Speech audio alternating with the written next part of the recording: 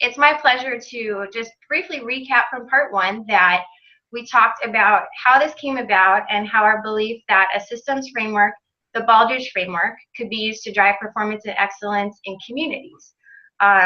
Different focus, and in companies and organizations, it's focused on organizational excellence.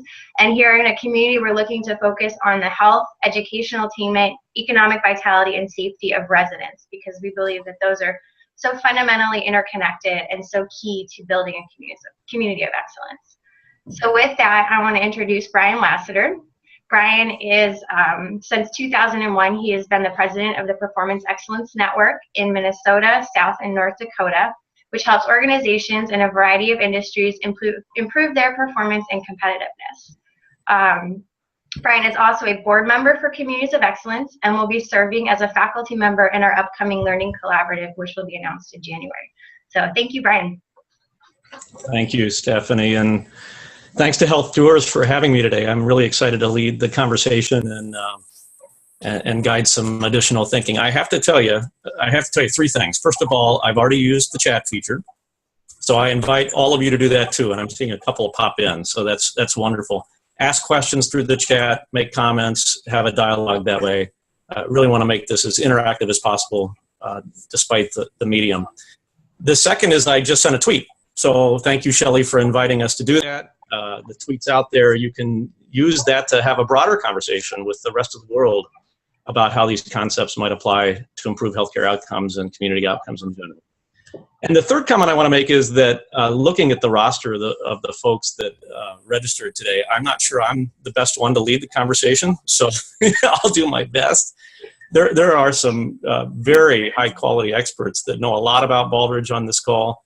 As Shelley said, there's some that are very new to the concept of Baldridge, but have some really deep community improvement expertise or other credentials that I think will make this a wonderful conversation. So do chime in. I have a couple of spots in my slides that I will deliberately stop and invite questions and chat and so forth. And there's certainly time at the end to have conversation too. You don't need to hear me droning on about my thoughts for 45 minutes. And yes, Mac, I do have a beard. It's an experiment. My wife made me do it. First time ever. So those that don't know me, this is new. You can use the chat feature to vote and tell me if you like it or not. In all seriousness, we'll go to the first slide. I want to start with a little bit of history, and some of this may be a recap from last month. Some of this may be new for many of you, but history and setting some context for Baldridge, why it was created and so forth. So, Shelley, if you can advance to the first slide. I am trying. Is it coming? I'm trying here. Okay. Oh, that's fine. I'll just keep talking and catch up eventually. Many of you know the story. Some of you may not know the story, but Baldridge was created in 1987, and it was created by act of Congress and presidential signing at the time, Ronald Reagan. And the whole story of why it was created was coming off the last Great Recession in the early 80s, 80, 81, 82, but we didn't call it the Great Recession. Some of you might remember the mortgage rates and all interest rates were in the 20 percentile. Unemployment was very high. It was the beginning of the collapse of the savings and loan industry. There were a lot of economic factors going on. But the biggest one that the federal leaders thought they could control was the productivity and quality of American businesses. And Japan had passed us in many ways with their performance. Several of the Western European countries had passed us with their performance. And there was even a white paper aired on NBC, I think the date was 1981, called If Japan Can, Why Can't We? And it was an indictment of American manufacturing and really tried to capture all of the great things that Japan was doing, incidentally, because of the best practices that our quality guru, W. Edwards Deming, taught them, and how we could potentially catch up. So to make a long story short, Secretary of Commerce at the time was a guy by the name of Malcolm Baldridge. He was a big pro-business gentleman. He was also a rodeo guy, loved horses, and he had a vision for creating this federal program that would improve quality and productivity and competitiveness of American manufacturers and indeed all American businesses. And he proposed this new legislation, this new program and award to not only recognize but to inspire quality and improvement across American business. He died while serving in office. He actually fell off of a horse and died, and And really, that was the impetus to allow his good friend Ronald Reagan to sign the legislation. So that's the story you'll never probably read. But it's a true story. And the bill was signed into law in 1987. Used very heavily by manufacturing in the late 80s, early 90s, with great impact.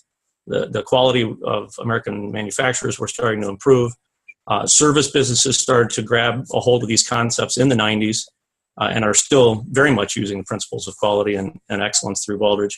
And the growth most recently in the last decade or so has been with all sorts of nonprofits, healthcare, education, both K-12 and higher ed, social service nonprofits, and governmental agencies. So now the concepts that are captured in this framework called Baldrige are being used by all types of organizations, not just in the United States, but worldwide. There's an estimate of 80 to 100 national programs around the globe that are Baldrige based to help organizations around the world use these concepts.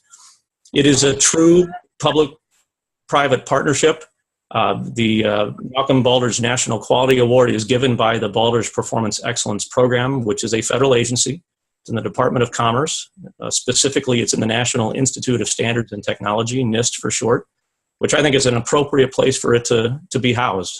They hold the standards for all sorts of things and hold the standards of performance excellence. As I mentioned, it's being used by all types of organizations in all sectors and all industries.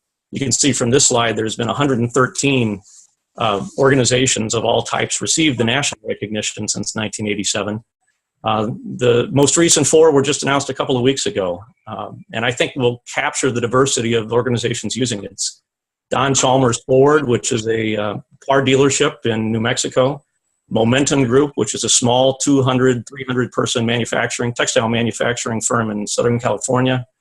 Kindred Nursing and Rehabilitation Center, Mountain Valley, which is a small long-term senior care facility in Idaho. And Memorial Hermann Sugar Land Hospital, which is a larger complex acute care hospital in suburban Houston. So you see the diversity of just those 4 current organizations receiving the award. There are over 100 other organizations receiving the national recognition, and literally thousands of organizations across the country receiving state and regional level recognition through an organization called the Alliance for Performance Excellence that I participate in. It's a consortium of 33 state and regional programs administering this concept at a local level. Should also mention, it's not on the slide, but there's at least 2 sector industry-based programs too that are modeled after Baldrige. There may be more, and I'm sorry if I've missed them, but ACA, the American Healthcare Association, is a very large and successful long-term care program that has thousands of long-term care facilities using these concepts. And the American Army Communities of Excellence, ACOE, is another Baldrige-based program. So, I don't know if someone has a question. I'm hearing voices, or maybe I'm just hearing voices. I muted them. Okay, very good. If you do have a question, stop me, use the chat or speak up. And if you don't, please mute yourself. So that's a little bit of the history and context of Baldrige. It was created for business. It's now being used by, as I said, all sorts of organizations, large and small, all across the country. So some useful definitions, and I won't read this next slide to you as it comes up, but to give you a little bit of a lexicon of who fits where. And I think I've mentioned some of these. The Baldrige Performance Excellence Program is the federal agency as part of NIST, Department of Commerce. This concept called the Baldrige Criteria for Performance Excellence represents the framework. And I'll talk a little bit more about that here in a second. But it is the validated, empirically based framework of a collection of best practices that drive performance.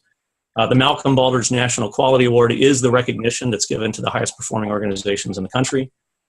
Communities of Excellence 2026, one of the hosts of this call, is a nonprofit organization that is trying to adapt the framework to improve community outcomes. And the Communities of Excellence framework is a Baldrige-based approach that uses the proven Baldrige criteria and adapts it into community language and a community setting. We'll talk a little bit more about that in a second. So before we go to the next slide, Shelley, and I hope I caught you, I want to ask you all, and this is where you're going to practice the chat feature, what is required to achieve excellence? and I know I'm taking a huge risk by asking a question of you all, but take a minute, type out a short response, if you will, or make a public comment. What drives excellence? What truly drives and sustains high levels of performance in an organization?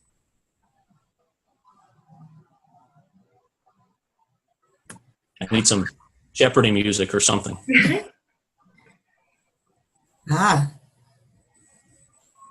Here comes some. Great question. Relationships, absolutely. So you need relationships that form confidence and create engagement, probably with your customers, certainly with your workforce. Employee engagement, someone just said, so there you have it. A strategic plan and performance metrics. Thanks, Mac. Absolutely, you need a direction and a vision where you're going and the methods to determine whether or not you're on course to achieve that vision. There was one above that I missed. Someone else said performance metrics. Very good. Agree with that. Quality processes and systems. Absolutely. You need methods, systematic approaches to turn inputs from suppliers or whoever you're receiving them to outputs that are of value to customers, presumably. You need a systems perspective. Thanks, Brenda. You need systems, we'll talk about in a second, are combinations of processes and work systems that form valuable output. Inclusion of all, absolutely. Diversity is important, having opinions of your workforce and so forth. You need executives on board. Somebody earlier said leadership. Absolutely. You need visionary, empowering leadership to create a culture that inspires excellence, to motivate your people, provide them with the tools and the environment to be successful.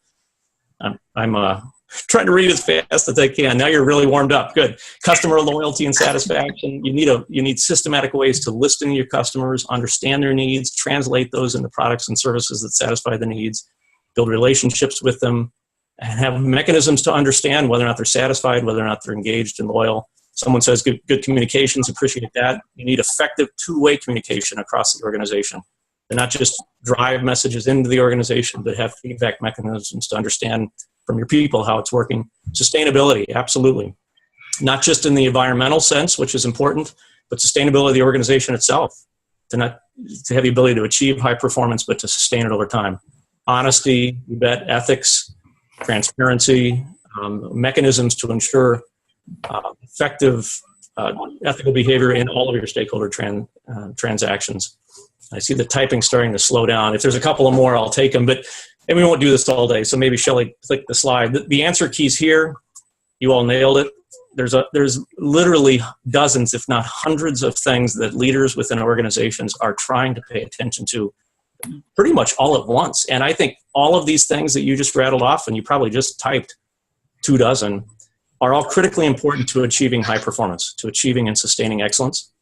So here's another question I'm going to ask, and this is potentially even more challenging to ask given this delivery mechanism. If all these things are important, what's the most important?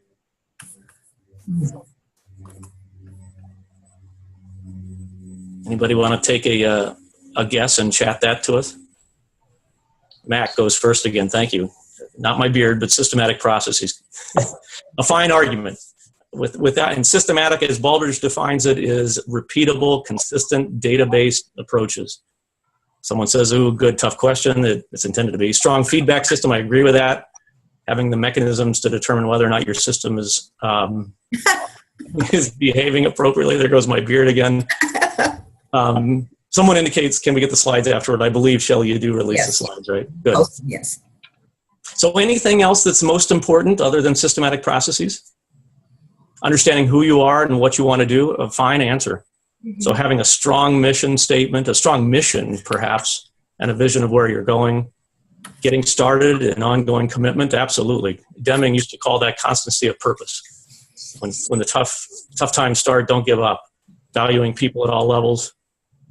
You're starting to get my point, and we could probably take a few more. Some of the same answers are starting to creep back up. It's all about people. It's all about having strong leadership. It's all about having an effective strategic plan and a strong mission and an engaged workforce. It's the same answers, which can't be true. They can't all be the most important thing. So if we go to the next slide here, Shelley, and I'll slow down here in a second. If all these things are important, and it's tough to find the most important, wouldn't it be nice to have a system, a proven framework to help leaders cut through the complexity of these organizations and truly find what's working well and what might be the highest leverage opportunities for improvement so that you do improve outcomes, optimize resources, and achieve high levels of performance. That's really what Baldrige is all about. So to set this up a little bit more, and then we'll begin to translate into communities, I think a lot of organizations look like that picture on the left, the one with all the arrows. They're well-intended, but often very fragmented energy. You've got projects going in different directions. You've got activities and processes that sometimes don't align well to each other. You've got departments or units or divisions that are organized in silos for probably good reason, but are not optimized. So like I said, well-intended, but very diffuse, fragmented energy. The picture in the middle is really where leaders go first. They try to better understand how the performance of an organization, how the activities of an organization are performing by creating mission statements and creating vision statements and creating scorecards or strategic plans or other mechanisms to harness the energy of an organization, the activities. What Baldrige is about is that picture of the microscope or the magnifying glass. It's about truly getting down to the process level, the approach level, and understanding where your strengths lie and where your opportunities for improvement lie, so that you can identify and prioritize those opportunities and focus on the quote-unquote right things.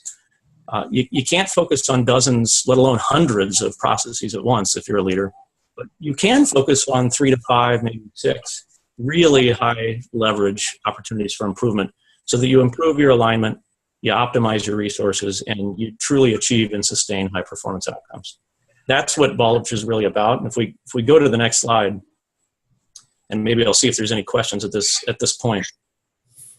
These 5 bullets on the next slide coming up are really the essence of Baldrige. It's about helping improve performance, facilitating ongoing improvement, optimizing resources, achieving high performance outcomes.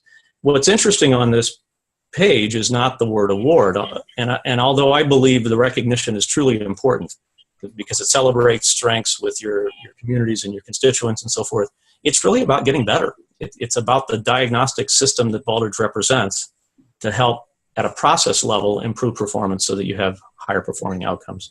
There's a ton of research behind Baldrige to demonstrate this value to organizations. The one listed on the bottom of the slide was a study done a few years ago by the Baldrige Foundation, which is a separate 501c3 funding arm of Baldrige, and trying to quantify the economic impact to the country of this program we call Baldrige. And it did find that with a ratio of 820 to 1, so for every $1 of taxpayer money invested in this program, you'd expect a return of $820 back in terms of revenue growth and customer satisfaction and other metrics. So a truly high leveraged ROI for this program. And I'd invite you, if you haven't already, to go to the Baldrige website and look at some of the stories, some of the case studies for those organizations that have received the national award. Their outcomes are listed, many of them.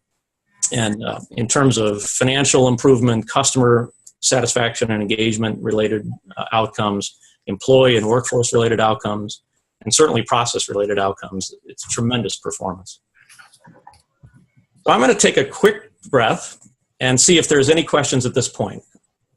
Because next I'll introduce the framework, the Baldrige framework as it's intended for organizations, and then translate that into communities and then have more dialogue. Any questions at this point? Or comments at this point? I know many of you on the call are Baldrige experts, so if there's anything you want to add, feel free. Oh, someone? Okay. Thank you for that comment. Doing a great job of explaining. Any questions? If not, I'll keep moving forward.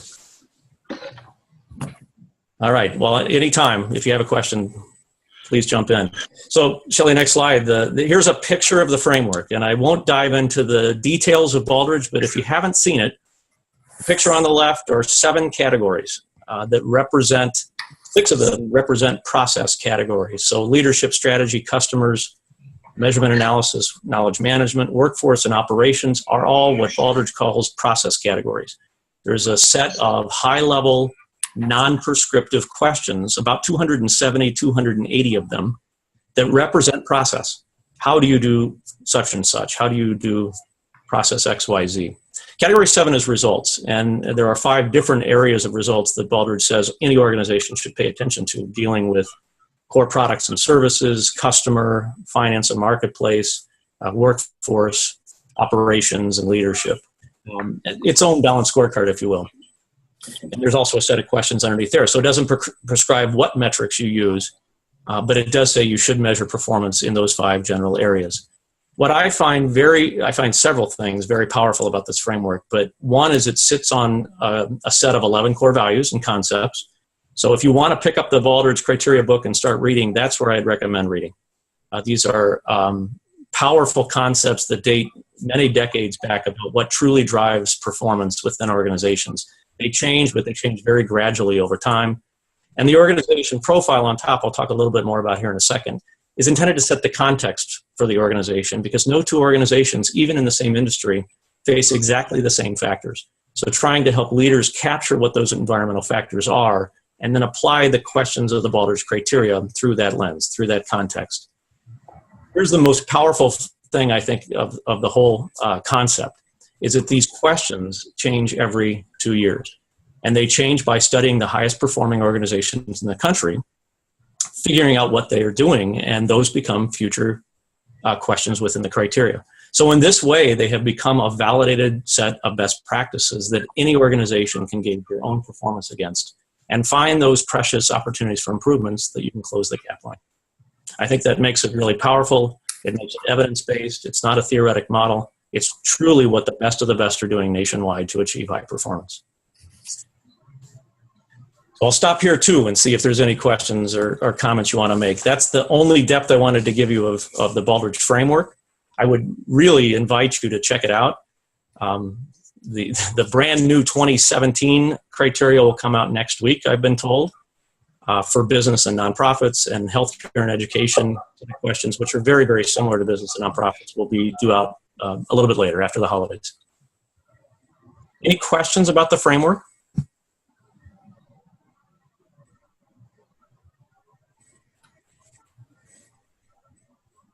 Okay, any comments? If not, we'll move on. Thank you, Shirley. All right, so, okay, but there's a comment for Mac, and thank you for registering that comment. I think it is germane. I mentioned earlier there's 33 state, regional, local programs, and a couple of sector-based programs that are using Baldrige to drive performance within their states and regions. There are lower tiered award levels, baby Baldrige, if you will, entry-level evaluations, entry-level questions that are less daunting than the 270 plus that I just described. So great entryways to dip your toe into the framework and to begin to understand how it behaves at a system level without going to the depth of the full set of questions. So thanks for raising that, Mac. Yeah, Jose asked a question about the best way to assess benchmarks to gauge performance. And it's a good question, and I'm glad you raised it. I think the best use of this framework within organizations is to assess yourself against it. And as Mac described, there are different levels of assessment any organization can use through your state program and eventually through the national program, but they're all diagnostic in nature. And so the most typical way to assess performance is to complete an application, either a full narrative application, which is limited to 50 pages, in which the organization will answer the questions that are captured in those process questions of the Baldrige Criteria, or a sample, a smaller set of those questions for a lower tiered award. But answering those questions does take time, and the questions are usually answered by senior leaders or a team of their delegates. But I would say, and I know others on the call would probably chime in too, that the time spent in that activity is extremely valuable, because you're answering questions about your performance, about your organization, that don't get asked in a normal day-to-day operations. About, what is the process we use to engage our workforce? What is the process we use to understand our customer needs? What are the strategic challenges we face as an organization? Those types of questions are extremely powerful, and if you can't answer them, you're probably already finding gaps within your system. But if you can answer them, can you answer them consistently across the organization? Can you answer them absolutely in terms of a systematic, repeatable a process for conducting business. So anyway, real briefly, the rest of the process goes like this. You create this application of 50 pages if you're doing the full assessment, or a smaller number with smaller questions if you're doing a smaller assessment. And then you submit the application or the packet to a third party, either your state or regional quality program, or eventually the national quality program if you're going for that level of recognition. There are many consultants that also evaluate the performance of organizations, and that's another great place to start.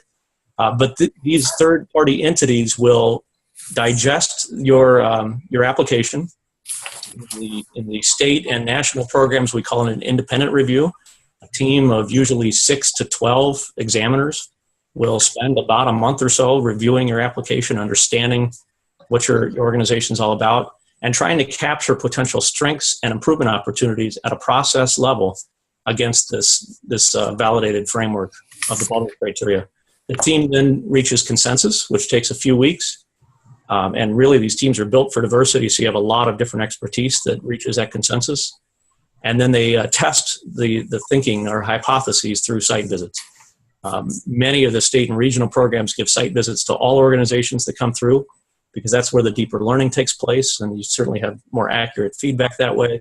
At the National Baldrige program, only a subset of those that apply get a site visit that are truly worthy of that level of resource and discovery. And then the process ends with a feedback report that captures strengths and improvement opportunities of the organization, and is really intended to help inform leaders where they focus their energy on improvement. So it's maybe a long answer, Jose, to your question. That is the most rigorous, comprehensive assessment that you can do against this framework. There are baby steps, as I've mentioned. There are tools like Baldrige Express, which is a survey instrument that the Alliance offers to the marketplace, which is really dipping your toe into the framework. But all of them are intended to answer that question: what's truly important to driving performance and achieving high levels of outcomes for my organization, so that I can focus on those right things. Mac makes a comment: getting copies of the award winners in any industry can be used as benchmarks as well, and I totally agree. I mentioned the Baldridge website as a list of all 100 plus national recipients, and either their full applications, or in some cases a subset of their applications, a synopsis that really describes how they do business, all of their processes, and some of the outcomes they're trying to achieve. So a great way to learn more about how these concepts can be adapted and applied within organizations. So with that, we should translate into the community setting, and I appreciate all of your questions and comments. It's exactly what I wanted. So if we can get to the next slide, you'll notice it's very similar. Oh, I made you go one too many, Shelley. If we can go back. Okay. Yeah. Okay. You're ahead of me. Yeah, so this is, thank you, a very similar picture, but with some slight changes to the wording. And there would have actually been a couple of different efforts to translate these proven concepts and criteria questions into community language. And most recently it was completed, I think, Stephanie, probably in around the April, May timeframe, early springish. I know it was warmer than it is now in most of the country. And we have now a completed set of questions that are adapted for community use. And I invite you to check them out if you haven't already. They're on the Communities of Excellence 2026 website. And they're out in the public for discussion and debate and iteration. It's our first attempt, and the hour is Communities of Excellence 2026, the Baldrige program itself, and some representatives from the Alliance of State Programs. It's our best shot, really, of trying to change the language, change the positioning, and capture how these concepts might be applied within communities. We absolutely know that Baldrige work within organizations. We have mounds of evidence and research and outcomes that demonstrate that outcomes can be improved and sustained within organizations. Our theory is they could also be improved within communities, cut across organizations. Because in a community setting, no one organization owns community outcomes or community processes even. They cut across many organizations. So having a framework like this that is systems-based, that will allow leaders, both formal and informal within a community, to better understand how the community is operating and to better understand how those processes are operating, so that the problems can be solved, resources can be reallocated, and outcomes can be improved upon is really our theory that we're now beginning to test. So as I think Stephanie mentioned at the outset, our goal here is really to improve health, education, economic vitality, and safety within the community. And then if you look at Category 7 results in this framework, those 4 areas are captured along with some others. I would find it extremely difficult to find community outcomes that don't fit somewhere in those 4 general buckets.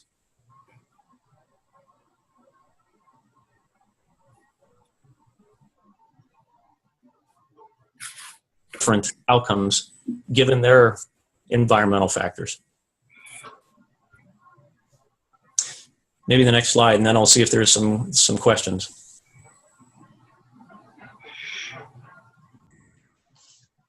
So much like, as this slide's coming up, much like the Baldrige framework itself for organizations, our theory and our hope is that this would apply to any type of community. So it could be a very small rural community somewhere in the United States. It could be a very large metro area. It could be, as in the case of Northwest Missouri that's piloting these concepts, a collection of communities, a region of 16 or 18 rural counties within an area. So our theory, much like in business and the organizations, as it applies to any size and type of organization, that this concept would apply to any size and type of community as well. We also believe that it will help prioritize and align strategies and resources within the community. I reflect on a conversation we've had with one of the many communities that are considering this approach in my own home state of Minnesota, and it's the Rochester, Minnesota area. And one of the leaders in the community said, you know what, we have never sat down as community leaders and really tried to understand all of our strategic plans. We've never lined them up and taken inventory of what resources are you as an organization applying over here, and what are you applying over here? Because his sense was that in some cases there are redundant efforts, much like the picture of the arrows, trying to attack different problems in redundant and fragmented ways. But then in other areas we have community goals that are not being addressed really at all. So our hope is that this framework would help leaders find those gaps and better align and prioritize and optimize resources and plans within a community. This framework focuses on systems leadership. So in parentheses, you see here, there is no CEO of a community. Unlike an organization that has one person in charge and presumably a governing board above that highest ranking official, communities don't.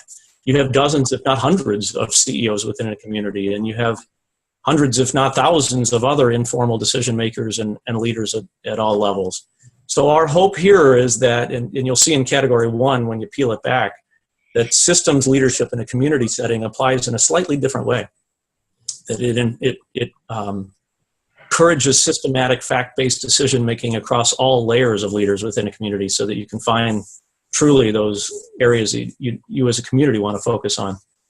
I've mentioned some of these last bullets already in some of my other comments. This is an evidence-based framework, so we hope that it helps improve decision-making on an evidence-based level within communities. It allows for not only benchmarking within the community when you have your own metrics and your outcomes you're trying to achieve, but across communities, sharing best practices and performance across the United States.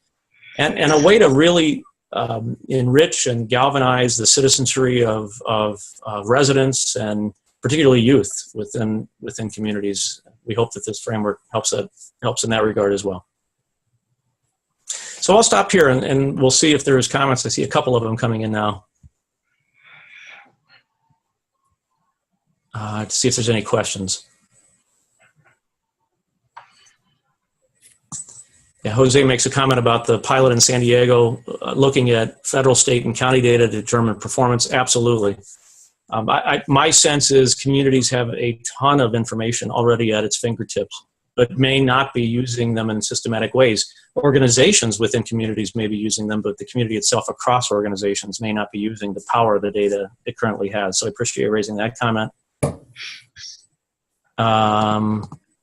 Economies of scale with a systematic approach and strategic alignment can bring about maximizing community collective effort. Absolutely agree.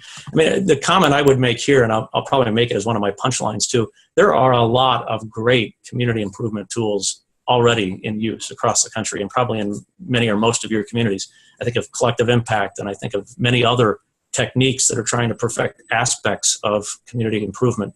What this framework does that's different is trying to promote a systematic, more permanent way of thinking about community decision-making, community problem-solving, and community planning to achieve a more sustainable, permanent level of performance. Mac is confessing that they're having problems in Texas with politics and who's going to get credit. Well, that probably would describe many communities across the country right now, Mac.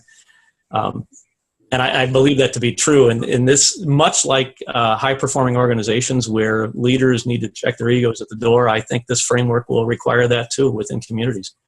You think about elected officials and appointed officials and private sector officials and informal leadership within communities all really have to work together to collaborate, to put their egos to the side and put their politics to the side and really focus on what's truly important in community performance. This is not the silver bullet like anything, and it's not a silver bullet within organizations as it won't be within communities, but it is a method to help move through the politics, move through the difference of opinion, and use data to make decisions and to inform where you apply resource to really move the needle on community outcomes. Any other comments or questions? These are great comments, and I really appreciate it.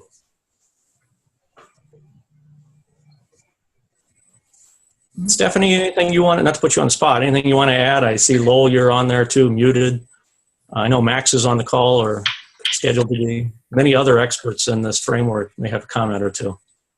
I don't have anything to add, but I'm happy to unmute anyone who wants to add anything to this. They can also unmute themselves if they'd like. Brian, this is Max Summers. I appreciate what you've done. You did an excellent job of covering, the basics. There is one concept I'd like to add to it. One difference in a community is you're looking for what's called shared value, and that is an area that's overlooked in a lot of communities, because to find that you have to go across how would a business and a community share in value. And that shared value can build a competitive advantage for that community, because they sort of get integrated into each other, and that's hard to replicate, hard to compete against. And so there's an opportunity to gain a competitive advantage, to gain strength in the community, but it's a kind of thinking that doesn't occur naturally. And this system, this structure will allow that to occur. And so it's also about building competitive advantage within communities, within regions. But it's looking for that shared value. What could we do as a community that will strengthen our businesses? What can our businesses do that will strengthen our community? And it's answering that question as you go through the process. Great comment. I couldn't agree more. Brian, Mary Jo has a really good question on the chat, I think, if you want to address, would be. Sure. Yeah, thanks again, Max, for your comment. I totally agree. Mary Jo says, as we all know, community approach requires effective collaboration across so many players versus organizations that are insular. Yes, collaboration, collective impact, all those buzzwords and frameworks. So how does communities of excellence have effective collaboration as criteria and ways to assess that? That is a fine question and really at the heart of all of this. It doesn't have the answers of how to accomplish that. And nor does Baldrige in an organizational setting. I mentioned earlier that Baldrige is non-prescriptive. It doesn't give you the answers of how to build processes to satisfy those requirements, but it does represent those best practices. And this concept that you've laid out right here is a question, and I can't remember the exact wording of it, but it is a question in the framework. And if I'm smart enough, I'd have the book in front of me, but I'm looking around. We don't have to read it unless you can find it easily. But having systematic ways to bring people together at all levels to force, for lack of a better word, community collaboration is a concept within this framework. And I think it absolutely does require folks to check their politics and their egos at the door and to come together and solve community problems in a systematic way. I would just add to that I think the questions in category 1 about what is your community leadership structure, how do you engage different residents across your community, those get at where your gaps are or where you could find best practices and collaboration. That's exactly right. And the next couple of webinars will go deeper into the two pilot communities, I understand. But just answering that one question, you can have a variety of different ways of accomplishing that in a community. I know the San Diego County pilot, the leadership is being driven by county leaders.